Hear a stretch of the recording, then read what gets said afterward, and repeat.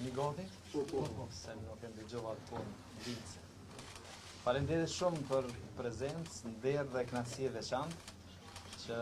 në ditën e parë të fillimit të punës prej mëngjesit, se kemi filluar prej të premtes, ta kemë mësafire Presidente e Republikës Kosovës, zonja Vjosa Osmani Sadrin, për cilën ne i uruam mirëseardhje në shtëpinë e saj. Diskutuam për gjitha nevojat dhe shqetësimet e qytetarëve të Mitrovicës, po njëkohësisht edhe të nevojën më të madhe të mbështetjes institucionale që i duhet Mitrovicës, duke filluar nga zyra e presidentes e qeverisë, për cilët kohët e fundit ka pas një përmirësim të dukshëm, por nga ana e nivelit komunal kemi një ambicie më të madhe që t'i adresojmë këto si çështje. Mitrovica pas luftës, sikurse në fazën fillestare është trajtuar vetëm si problemi i Mitrovicasve, tash është mirë që e ka vëmendjen dhe mbështetjen e të parës vendit, por njëkohësisht edhe të qeverisë dhe të kryeministit në detyrë zotë ta bëjë kurrë. Kështu që ne jemi me fat si Mitrovicë që gjatë këtij mandati nga Mitrovica e kemi pas një përfaqësim shumë dinitoz në politikën e jashtme, duke filluar nga bashkëvendësja jonë, që pas prej se Kosova shteti pavarur dhe sovran, ka pas nderin dhe faktin ta ketë presidentin ose presidentin më të mirë që ka pas Republika e Kosovës, e ne sot e kishëm këtë fat që ta kemi në zyrën e të parit të komunës Mitrovicës. Kemi diskutuar për gjitha temat që janë me interes publik për qytetin e Mitrovicës, duke filluar prej çështjeve ambientale edhe deri tek çështjet arkeologjike që e shpalosin trashëgimin, potencialin, trashëgimin kulturore, por njëkohësisht edhe për mundësinë që qyteti Mitrovicës, që është më i bukuri për atë që i ka dhënë Perëndia, po që nuk është demonstrim i gjendjes faktike në terren, të përmirësojmë dhe të avancojmë përmes investimeve dhe projekteve konkrete, qoftë ato infrastrukturore, por njëkohësisht të gjitha sferave tjetër që ndërlidhen me arsimin prej sistemit parafillor në arsim, ofrime shërbimeve shëndetësore, për një jetë e një krijimtari më të mirë kulturore, sportive, edhe deri tek mirëqeniet që tha kategorive. Kështu që edhe një herë faleminderit shumë Presidente për prezencën e fjala është juaj. Faleminderit. Faleminderit kryetare dhe një herë urime për marrjen e kësaj detyre e cila është jashtëzakonisht e rëndësishme e njëkohësisht sfiduese, por jam besim plot se do ja dilni edhe ju edhe ekipi juaj i jashtëzakonshëm në mënyrë që për të gjithë qytetarët e Mitrovicës të sillni edhe më shumë perspektivë, edhe më shumë projekte, edhe më shumë zhvillim, edhe më shumë shpresë. Ne me Fatonin njihemi që një kohë të gjatë, që kur ishim fëmijë, kemi shku në shkollë bashk, jemi rrit në Mitrovicë, i njohim për së afërmi problemet me të cilat ballafaqohet ky qytet dhe natyrisht ato janë të shumta,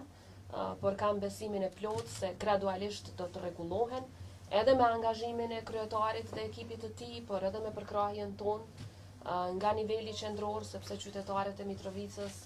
meritojnë çdo të mirë, meritojnë që përkundër sfidave me të cilat janë ballafaquar, jo vetëm vitet e 90-ta, por fatkeqësisht edhe pas luftës, që tani më t'ju hapet rruga e perspektivës dhe rruga e zhvillimit. Ky qytet, qyteti ku jemi rritur, ka potencial të jashtëzakonshëm. Siç e përmendi kryetari, jo vetëm për shkak të bukurive natyrore që ja ka falë Zoti, por edhe për shkak të traditës që e ka, për shkak të potencialit që e kanë njerëzit e Mitrovicës në çdo fushë dhe për shkak të historisë që e ka.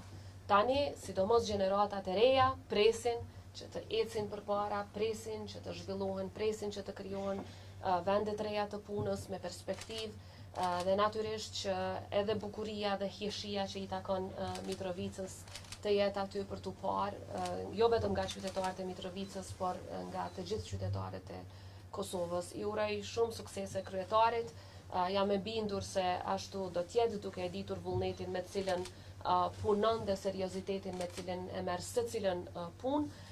dhe njëkohësisht jam e bindur që edhe nga aspekti politik, duke e ditur rëndësinë e Mitrovicës, rëndësinë e krejt kësaj pjese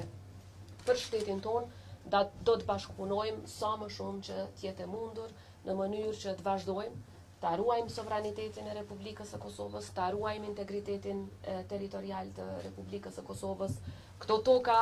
kanë qenë gjithmonë të shqiptarëve dhe vetë trashëgimia kulturore ilire që shihet kudo në pjesët veriore, sado të largëta brenda territorit tonë është dëshmia më e madhe e kësaj. Do të diskutojmë natyrisht për gjatë ditës edhe gjatë vizitave që do t'i kemi, edhe për kujdesin që duhet të jenë ndaj më të vegjëlve, ndaj fëmijëve dhe ndaj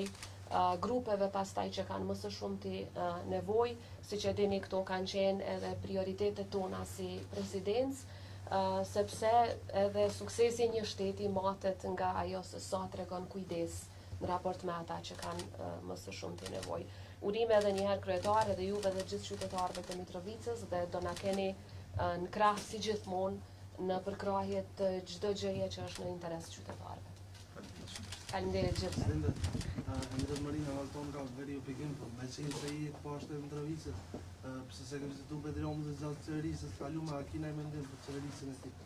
Unë kam mendim dhe mendimi i parë është që ajo që sapo e the është fake news, është propagandë, është gënjeshtër.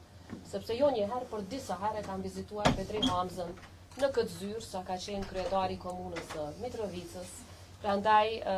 dhe jo vetëm në këtë zyrë, por kemi qenë në vizitë në për projekte të ndryshme, në